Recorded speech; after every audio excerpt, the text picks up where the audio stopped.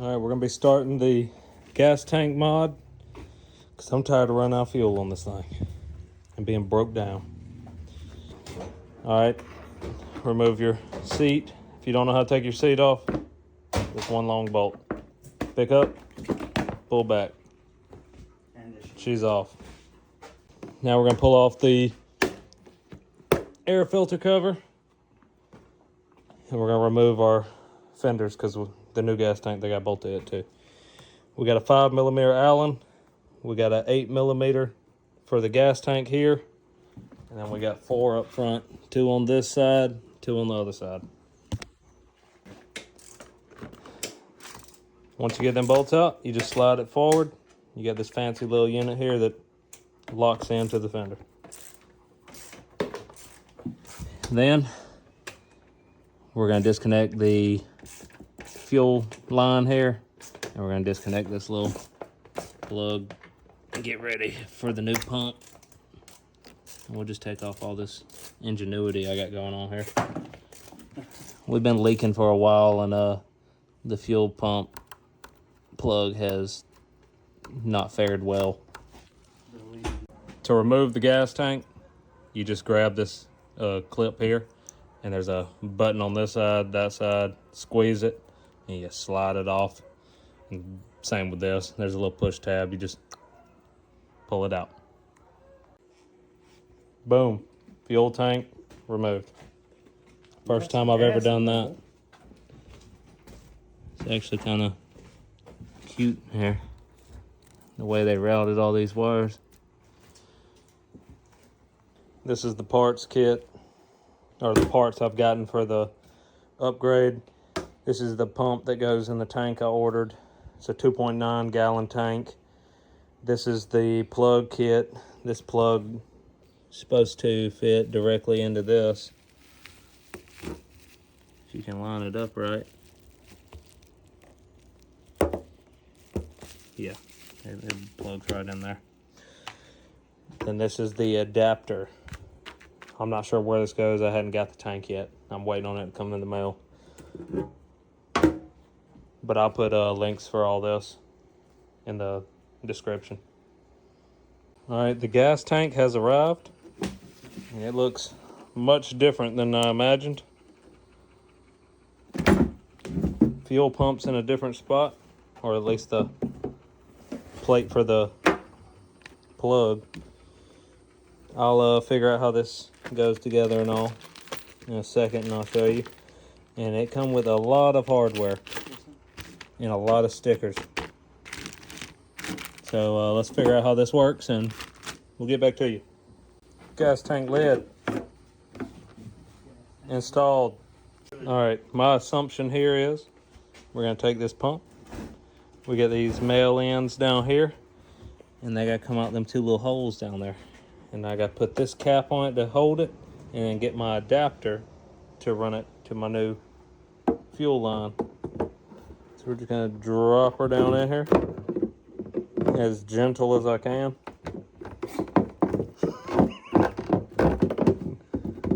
And I don't know how easy this is gonna be. We might have to.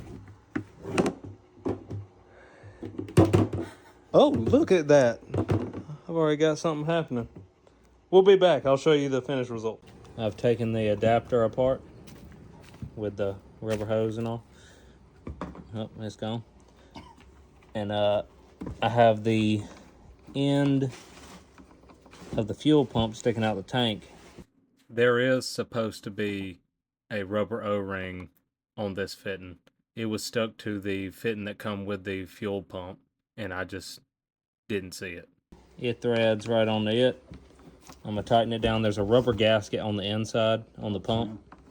So I'm just gonna tighten it up, snug this down, snug that down, and then I'll decide where this needs to be angled to hook up to the fuel rail on the bike. All right, now we're gonna secure this unit down.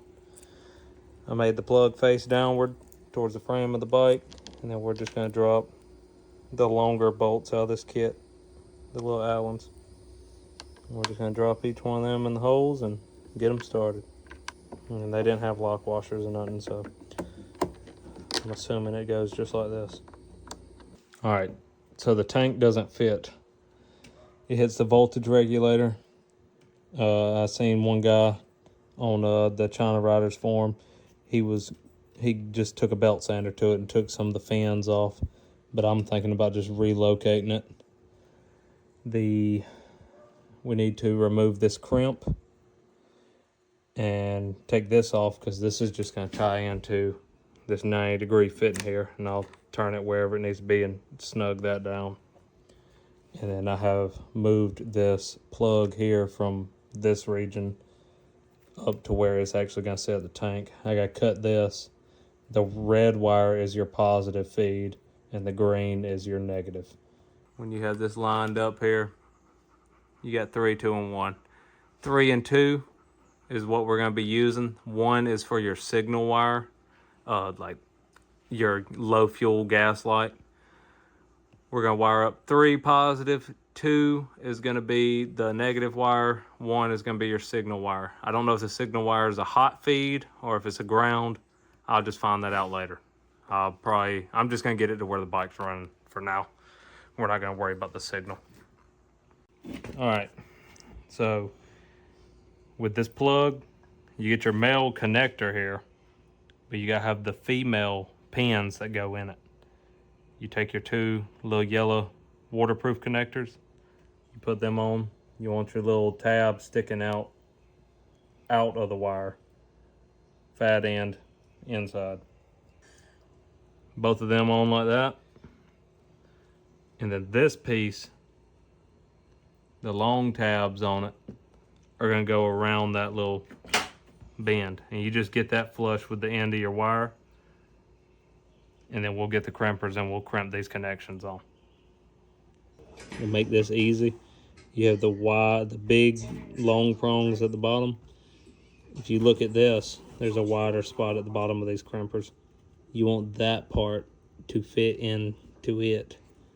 And then the smaller crimper area will grab them shorter tabs there. And that's what'll crimp everything. Then once you get it lined up, you just put it in the middle tab, squeeze it all the way, and release it. This is Logan's bike. This is the bike he's had. And then you can see everything will be waterproof once I put it in the connector. And then take number 3 slot, pop your red wire in, one-handed.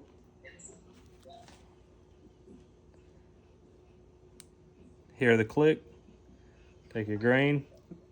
Why is he using his camera? Hear the click, and everything He's making a YouTube. be ready right there. Now I've just cut me about 3 foot of wire, put a little end on it, and I'm gonna plug it up for the signal wire, and I'm gonna go ahead and just run it up to my gauge cluster up there, so later on I can tie this into like a low fuel light. Then you take your red cap, pop it in, lock it in place. We gotta go do a main. All right, I removed my voltage regulator here because there is very tight tolerances between it. It doesn't seem as easy as just shaving off the corner of it. So I'm gonna take it loose, and I'm probably just gonna zip tie it up right here for now. And then later down the road, I plan on lengthening all the connectors on it here. I'm just gonna cut them, put some waterproof connectors on it, and I'm gonna have the wiring run through, and I'm probably gonna just mount it in this breather box. I mean, up in here, in this region above, I mean, you can see my hands going that deep in there. I'm probably just gonna tap this aluminum frame here and put 1 bolt in it there. It should get enough airflow, air coming in for the breather and all. I don't think it'd be an issue being in there, overheating and all. I might come up with something different for that, but for now, I'm just gonna mount it down here out the way to get my bike back going so I can drive back and forth to work. Now I gotta remove this rubber hose here, or this little clamp off of this. There's a little tab on it here. I got it back straight, just taking a pair of pliers and squeezing it and getting it back straight. Once you get that little tab popped out, you can just get a screwdriver and stick behind this little ledge here. And you can pop that loose. And everything is ready to come out.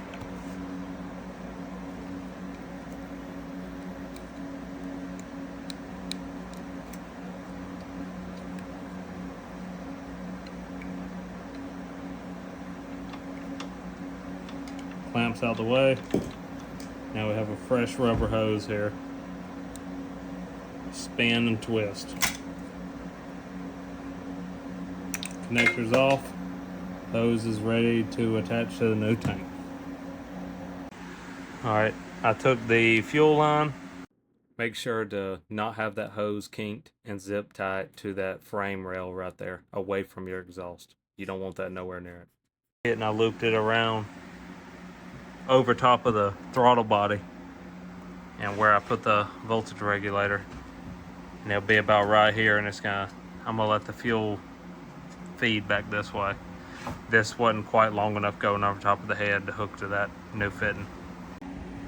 That is a 6mm socket that comes with the kit, or a flathead, whichever one you want to use. And I just tightened it up. Don't over tighten it, but get it to where it's, when you feel it get tight, snug it up just a hair more. And then we need to tighten up this to secure this, the O-rings that's in here, so none of this leaks. Bolt your tank down and then plug up your wire here coming through this little gap. All right, everything doesn't line up perfectly, but I got a bolt in this bottom portion. I got a bolt here. Oh, well, it was there. You can start the bolt in the top and the bottom of the radiator shroud, and you can get them started. And then you have slight pressure here coming up. But once you get your seat on, I believe this will lay down, no problem.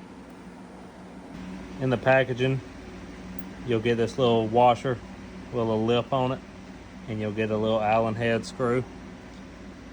You can bolt it up just like this, and it works as the original holders on the original gas tank here. All right, so this bracket here, you got to take it, put it right here. Forgot what these are called, but you got to put them in, and it'll make it centered up on your seat, so your seat will latch. Now this is the original gas tank bolt. Snug that unit up. 5mm unit. The seat fits like original, but it is tight. It's really too long. I'm gonna cut about 3/4 of an inch off of this.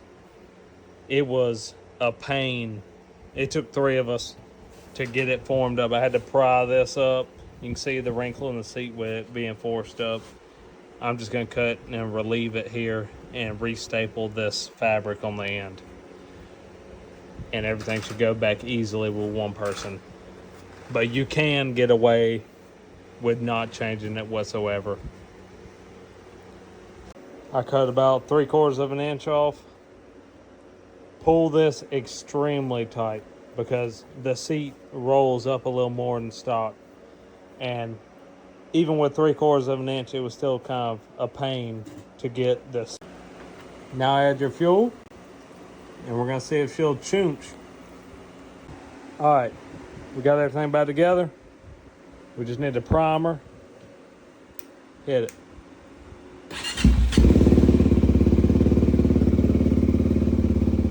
She's running good now.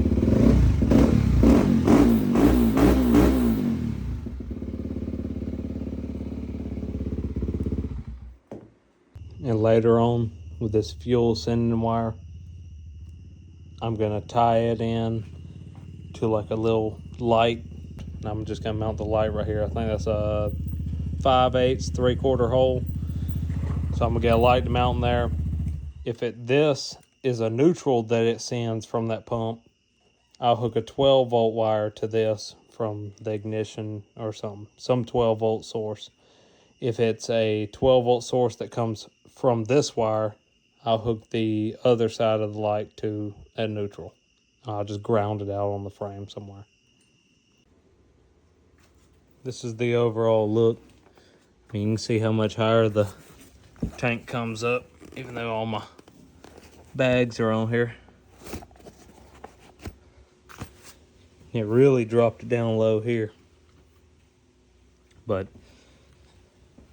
at least you can see where your fuel level is now.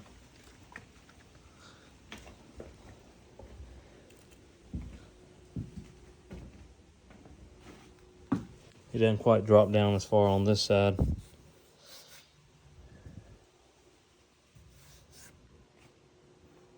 But overall,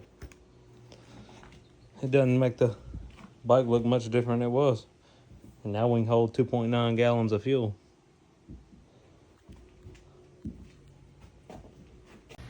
I hope this helped all y'all out. I ain't seen anyone else making any videos on this, and I just recently got the bike. I think I got like a little over 1,200 miles on it now. I ain't had no real big issues with it other than I've done run out of fuel like 3 times. Didn't know how much I had in there, just fill up every time I went to town. And I was just guessing. If I went and done some off-roading, I'd run out. I mean, now that I can actually see, I think this upgrade is like a must-have on this bike, because you don't go far. The furthest I ever went was 84 miles. I tried to include everything I could to make the process easier. I ain't seen anyone actually make a video. There was a guy on China Riders that made it. I can't remember what his name is. I'll put the link in the description, whatever his name was. But he laid it all out in the form, but he didn't make. He just took a video of after the fact. I know it'd probably make it easier on some people if they just see the video and can. I learned hands-on and seeing it. I took it on a ride to work today. Run great. I ain't had no problems with it. Everything's good. Definitely holds more fuel. I don't know exactly if it is exactly a 2.9, but I can go a lot further. I don't think I didn't reset my trip this time. Now that I can see fuel, I don't have to reset my trip every time I fill up. Whenever I would hit 50 miles, I'm going to a gas station. No, I mean, that's just bottom line. And I've run out before I made it to that point. When I do a lot of off-roading and hill climbing and stuff around the house. But overall, feels just like it did before. Riding wise, I don't feel no more top heavy than I was before, even though I have an extra 1.5 gallons of fuel up here. Everything feels the same. I'll probably be making a video later once I figure out what that third wire, the blue one I put on. Once I figure out if it's a positive or negative, I'll probably make a video on it and show y'all how I'm gonna add a little low fuel light on this. But if y'all have any questions, leave them down in the comments, and I might make another video talking about this bike. I know there's not a lot right now on this bike, so anyone on forum, anyone just catching this video catches their eye, leave a comment. If you want to know anything else I've done to this bike, there's a few upgrades I've done, but I think a lot of people that have them have done them that talked about it in the forum. So just leave a comment.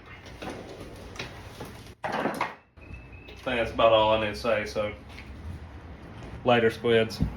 Catch y'all next time.